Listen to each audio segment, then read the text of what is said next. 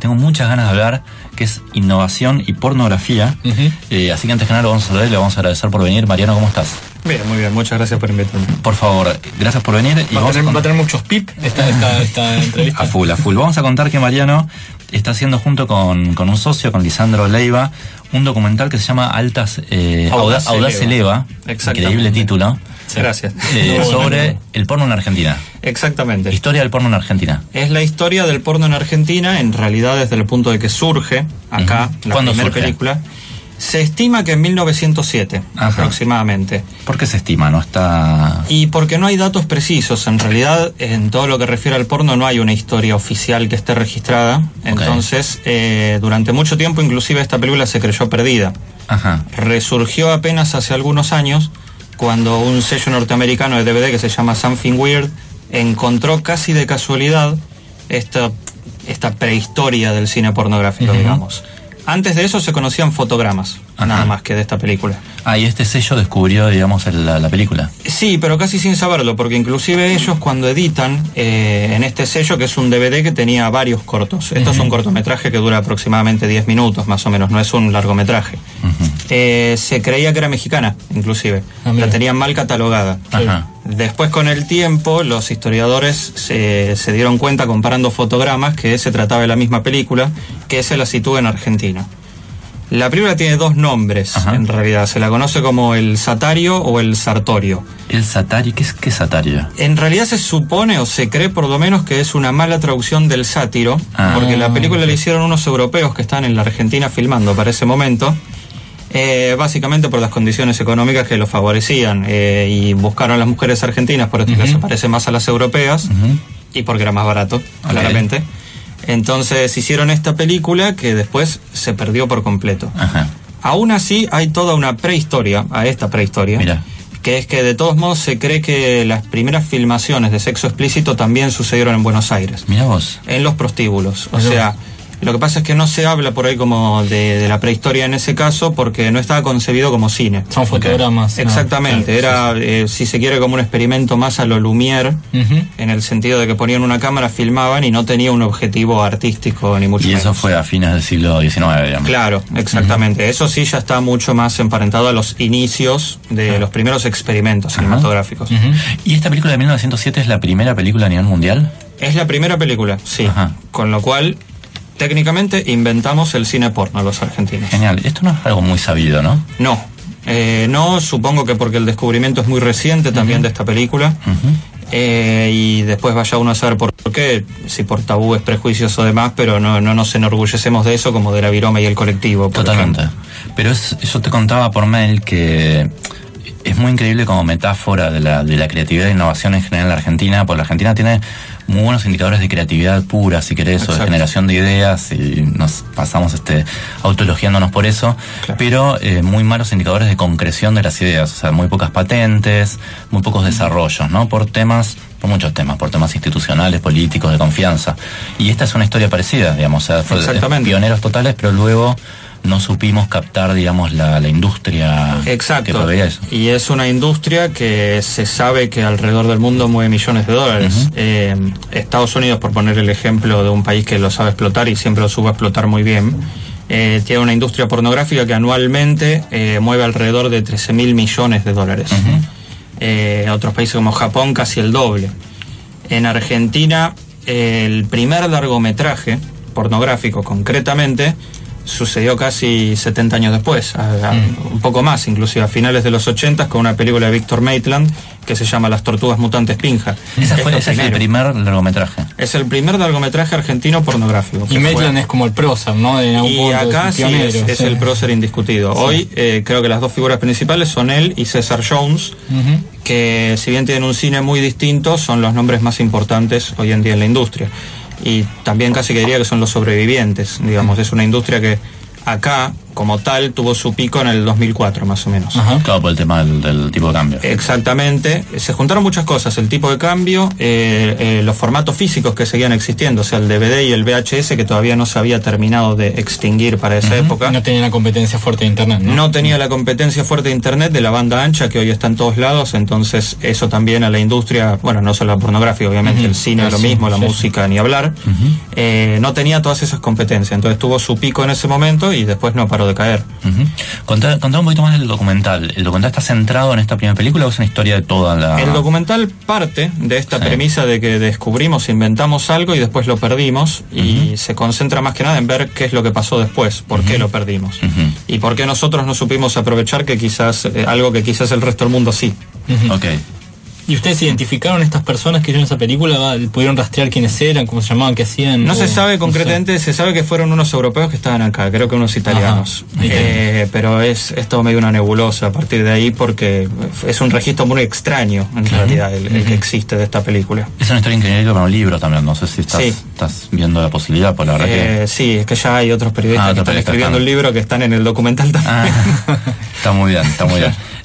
Hablando con la gente del sitio Poringa de Taringa, que es el sitio más exitoso de pornografía, ellos cuentan que como la pornografía, digamos, es un motor enorme de innovación en un montón de tecnologías, del streaming, de una serie de cuestiones que, bueno, se terminaron moviendo por el empuje de una industria que, como decías vos, mueve millones y millones de dólares. Este tema de la creatividad y la innovación, ¿con qué se toca en la investigación que hicieron ustedes? Bueno, sí, es un tema bastante interesante porque de algún modo es como acá cuando hay un mundial y hay recambio tecnológico de televisores, la industria pornográfica todo el tiempo va avanzando, estamos hablando obviamente de los países que tienen una industria fuerte, y lo que sucede es que a nivel plataformas online van cambiando. El streaming video tiene su pico también gracias al porno, en realidad.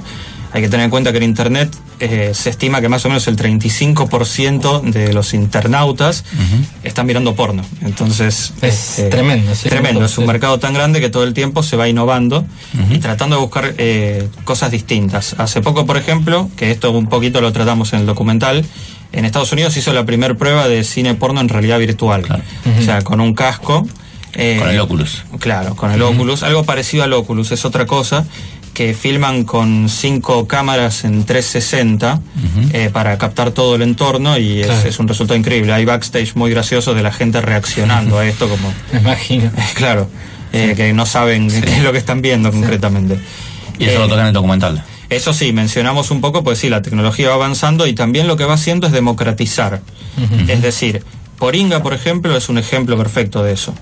Porque Poringa lo que hace es, de alguna manera, ponerle al usuario la posibilidad de grabarse hoy con una webcam, con un celular o lo que fuera, subir de él sin ningún intermediario. Y, o sea, no es una industria concretamente, pero genera otra cosa, lo que se le dice los videos amateurs y demás. Entonces, una comunidad de usuarios. Claro, exactamente, va migrando hacia otros lugares constantemente la industria, y eso sí lo tocamos en el documental, a ver dónde está hoy. Históricamente en la Argentina, bueno, ya dije, fue a partir de los 80 con la vuelta de democracia, empiezan a aparecer los cines condicionados, que hoy están prácticamente extintos, después el VHS, después el DVD y después Internet. Hoy es todo Internet, pero Internet engloba cientos. Y en la época del 2004, ¿esto fue un buen negocio en algún momento? En ese momento creo que se podía decir relativo, que se podía vivir de eso, tranquilamente. Hoy ya es un poquito más difícil. Pero sí, ese momento creo que fue el pico. ¿Y hay un circuito local de estrellas y eso o no tanto? Hay, pero es muy reducido, en realidad, donde el que está arriba de todo es Maitland, y después, bueno, César Jones, demás, otro director que ahora está retirado, Tony Panero, Marco Torino, son los más conocidos. En su momento, en el 2004, había muchos más, pero gente que después vio que se acababa este negocio por este tema de Internet y demás, y migraron a otras cosas, cambiaron de rubro completamente. Acá el que es más la estrella es Maitland, que justamente lo que se dio cuenta también es que esto se estaba terminando y empezó a organizar otro tipo de eventos en paralelo a las películas que proyecta. Entonces él hace la película, después el DVD lo vende en la entrada a una fiesta que organiza unos premios que son como los Martín Fierro del porno local, que se llaman los premios Sodoma. Entonces le empezó a encontrar la vuelta por otro lado. También está en radio, está haciendo la primera radio porno. Está bien, modelos de negocios también exactamente. Cambiando. Che, y vos recién hablabas de realidad virtual. Yo estuve leyendo bastantes notas en TechCrunch, digamos, de las cosas que está viendo con esto. Dicen que todavía faltan años para que esto se masifique. Sí. Todavía hay unos obstáculos tecnológicos muy grandes para reproducir digamos, que esto sea algo natural. Están haciendo señas de que, evidentemente es muy interesante lo que estamos hablando. Innovación en porno, hablando con Mariano. Estamos conversando con Mariano Torres, que es el director de Audaz Eleva, junto con Lisandro Leiva, hablando un poco sobre innovación y pornografía. Recién en el corte estamos conversando sobre la figura de Armando Bo. Nosotros tenemos un amigo que es Javier Fickman, que es un economista que bueno, conversamos mucho y seguido con él, que hace unos años había comprado los derechos de las películas que tenía la Coca Sarli en su casa, que tenía una especie de mina de oro de las películas completas, y filmó junto con Diego Curveto un documental que se llama Carne sobre Carne, creo que era el título. Sí. Ustedes lo tocan en el caso de Armando Bo, porque tengo entendido que él también fue un pionero, digamos, y un innovador en este campo. Armando de alguna manera fue un pionero. Hay que diferenciar nomás que es cine erótico, claro, digamos, no llegaba a ser pornográfico. La definición de pornográfico es que haya escenas de sexo explícito.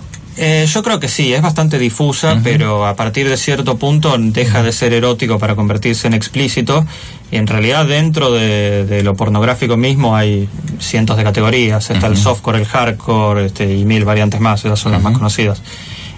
Armando quizás se podría decir que hacía algo más parecido al softcore en algún punto con la coca, que de todas maneras era... ¿Y fue pionero en eso? En eso acá sin duda fue pionero. Sí. Cuando aparece la primera película, El trueno entre las hojas, donde está Isabel Sarli desnuda de lejos, inclusive casi que fue un accidente. En realidad Armando tenía la intención de mostrar eso, ella no sabía que iba a aparecer desnuda, y él le dijo: no, te voy a estar filmando de lejos, no te preocupes, y puso un teleobjetivo, que es más o menos lo mismo que estar al lado, y así sucedió. A partir de eso fue tal la sensación que él explotó esa figura, lógicamente. Pero era un tipo que iba acá, así, la rompía, ¿no? Sí, que era un figurón. Exactamente, pero a la vez acá no estaba bien visto en su momento. Era mersa, digamos, de alguna manera, las películas de Armando Bo. Y también fue bastante perseguido en su momento, tenía que negociar qué podía hacer, qué no. Lógicamente tenemos una historia de democracia muy intermitente, y a él le tocó estar en una parte donde ahora podés hacer esto, ahora no. Y bueno, ese bastante bien la remó igual. La remó bastante bien, sí. Mariano, y a nivel mundial, como estamos hablando del tema de innovación, vos hablas del tema de realidad virtual. Yo estoy viendo muchas cosas, hay cosas loquísimas, proyectos en Kickstarter de robótica con juguetes sexuales. El sitio Pornhub, que es uno de los sitios más exitosos, si no el más exitoso, tiene una unidad de data scientist, ¿no? Que analizan big data y te dicen cuál es el consumo de porno durante los partidos de fútbol americano, una serie sacan papers con eso. Sí, exacto. Hay economistas, hay econometristas, físicos por detrás. Sí. ¿Esto en qué va a redundar, digamos? Pues vamos a ver películas de más calidad en guiones. ¿Qué es lo que va a pasar? Y lo de Pornhub es bastante interesante porque sin querer están haciendo un estudio sociológico bastante importante, porque no solo releva datos de Estados Unidos, sino de todo el mundo. Y entonces lo que está encontrando es saber qué le gusta por cada país, cosa que ellos quieren procesar todos esos datos para después ponerlos en práctica y decir, bueno, filtremos a ver para dónde va la cosa. Lo que hace Netflix. Exactamente. Que segmenta por behavioral, no por sexo, ni por país, ni por nada. Exactamente. Entonces, yo creo que el futuro va un poco por ese lado, por lo que hace Google con los logaritmos de personalizarte la experiencia. Esto, te va a gustar esto. No hay datos para Argentina de eso, ¿no? ¿No viste? No lo vi acá todavía. No sé si alguien lo trajo. Creo que había algo dando vueltas de Argentina. Sí. Mira, bueno, vamos a rastrear. Sí. ¿Y qué te parece que se viene ahí, digamos? Yo creo que eso, una experiencia mucho más personalizada, donde de manera más inteligente a cada usuario le proponga qué es lo que quiere ver, si de qué categoría, o inclusive cómo puede moldear esa experiencia para hacer la suya, digamos. Que es lo mismo que a lo que apunta la realidad virtual en algún punto. Seguro. Sí, el otro día estaba viendo también que salió una nota en Vimeo que dice que vos, cuando cliqueas algo en internet porno, estás mandando la información a 4 lugares distintos. ¿No? Al servidor, no sé. Y que es ideal también, para paranoicos, eso se vuelve claro, loco. hay un tema de privacidad complicado también, ¿no? Sí, en general eso es un tema, porque bueno, y sobre todo en ese tipo de páginas uno a veces quiere limpiar el historial, pero mucha cookie. todo el tiempo se están relevando datos, te llenan de cookies y demás cosas, y todo queda registrado. Y por eso también cuando volvés a entrar a Google, lo mismo te empieza a sugerir, y las páginas estas también. Que eso de nuevo es lo mismo, de personalizar un poco la experiencia. Seguro. Y el otro día también estaba leyendo un caso buenísimo de una firma que se llama Eat24, que es ahora es la mayor empresa de delivery de Estados Unidos. Tuvo una ronda de capitalización de $140 millones ahora hace un par de semanas, y ellos destinaron el 100% de su presupuesto de marketing a sitios porno. A Pornhub. Por lo que se dieron cuenta es, primero, que la gente cuando tiene sexo o cuando acaba tiene mucha hambre. Tenían ese insight. Y segundo, que son sitios muy, muy baratos para pautar, porque como nadie quiere el gerente general de Coca-Cola o de Unilever, lo que sea, imagínate yendo a un directorio y decir, mira, voy a poner toda la plata en Poringa. Es imposible. Claro. Y a pesar de todo, es una cosa tremendamente eficiente desde el punto de vista económico, pues muy barato, porque el 99% de los avisos son de otras cosas de pornografía y eso, ¿no? Y los tipos, bueno, hicieron un escándalo de negocio de éxito en base a esto. Eso me parece un caso muy bueno. Mariano, ya para ir terminando la entrevista, la verdad que nos quedaríamos horas, ¿no? Hablando. Sí. ¿Qué te pasó a nivel personal y a tu socio con esto? ¿Le decís a tu abuela que estás haciendo esto? A mi abuela mucho la idea no le gusta. ¿Qué edad tenés? 30 años. 30, bueno. Sí, mi socio es psicólogo, entonces lo maneja por ahí. Lo maneja por ahí. Yo desde la parte de historia del cine, habiendo estudiado esa carrera, pero sí, creo que mis padres están orgullosos hasta cierto punto nomás. ¿Y cuándo lo van a presentar? ¿Cuándo lo van a terminar? En este momento estamos terminando el rodaje, con lo cual calculamos que dentro de 6-7 meses habremos terminado. ¿Para rodaje que hay? Estamos filmando todas las entrevistas, pero también el documental tiene separadores de ficción, como para ilustrar distintos pasajes. ¿Cuánto va a durar? Hora y media estipulamos, más o menos. ¿Y es el circuito de eso qué es? Festivales independientes más que nada. Sí. Después, bueno, subirlo a internet, obviamente, pero sí, sobre todo festivales. Bueno, actores obviamente también entrevistaron, ¿no? ¿Actores? Actores, sí, bueno, Maitland está, César Jones ya está, sexólogos también, Juan Carlos Kuznetsov, entre otros. Claro. Estamos dándole muchos sociólogos y antropólogos también para analizar qué es lo que pasó después, si hay algo de la sociedad que por el tema de los tabúes, los prejuicios o qué no está funcionando, así que sí tiene todo otro costado. Buenísimo. Bueno, te súper felicitamos, desde acá contá con nosotros para darle toda la manija que sea cuando salga el documental, lo iremos a ver. Y nada, mucha suerte con todo. Muchísimas gracias. Cualquier cosa lo pueden seguir en el Facebook como Audaz Eleva. Audaz Eleva, o Mariano Torres. O Mariano Torres también lo ven. Bueno, muy bien. Vamos a una breve pausa y continuamos aquí en La Bruja. Gracias, Mariano. Muchas gracias.